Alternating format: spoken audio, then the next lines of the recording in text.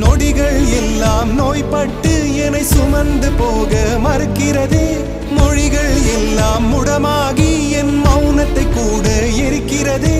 சுவாசிக்க கூட முடியவில்லை, என்னை வாசிக்க மண்ணில் எவருமில்லை. என்னை எனக்கே பிடிக்கவில்லை, காரணம் கேட்டால் தெரியவில்லை. நினைவுகள் நெஞ்சினில் புதைந்து